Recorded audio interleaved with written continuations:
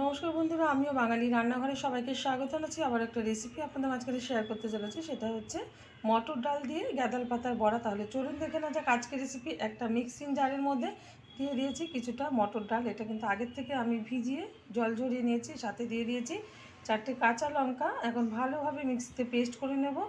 ডালটা পেস্ট করার পর একটা পাত্রে কিন্তু এই যে ঢেলে দিয়েছি। আর এদিকে কিন্তু গ্যাদাল পাতাটা ভালো করে ধুয়ে পরিষ্কার করে নিয়েছি। আমি কুচাইনি, এরকম গোটা গোটা পাতায় কিন্তু আমি এই ডাল বাটার মধ্যে দিয়ে দিচ্ছি। দিয়ে দেবো হাফ চামচ মতো হলুদ গুঁড়ো। লঙ্কাটা তো আগে থেকে পেস্ট করে নিয়েছি। দিয়ে দিচ্ছি পরিমাণ মতো লবণ। এখন সবগুলো উপকরণ একসাথে ভালোভাবে একটু মেখে নেব হাত দিয়ে।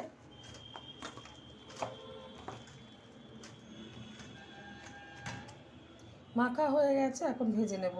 গ্যাদাল পাতার বড়াগুলো ভাজার জন্য ওভেনে কড়াই বসিয়ে তাতে দিয়ে দিয়েছি কিছুটা সাদা তেল।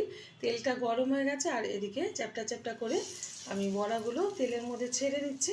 আমার এই রেসিপি যদি আপনাদের ভালো লেগে থাকে, আপনারা অবশ্যই আমার চ্যানেলটিকে সাবস্ক্রাইব করবেন, লাইক করবেন, শেয়ার করবেন।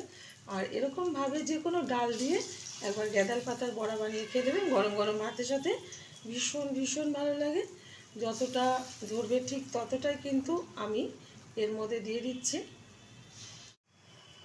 বড়াগুলো উল্টে দিচ্ছি।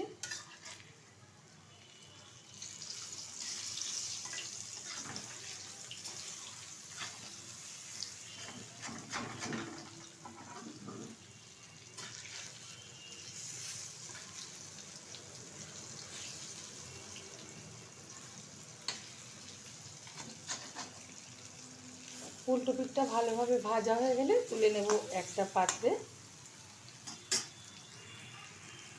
বড়াগুলো কিন্তু আমি উল্টে পাল্টে ভালোভাবে লাল লাল করে ভেজে নিয়েছি, তুলে নিচ্ছি একটা পাত্রে। গরম গরম ডাল ভাতের সাথে এটা সার্ভ করবো। দেখা হবে পরের ভিডিওতে নতুন কোনো রেসিপি নিয়ে। ধন্যবাদ।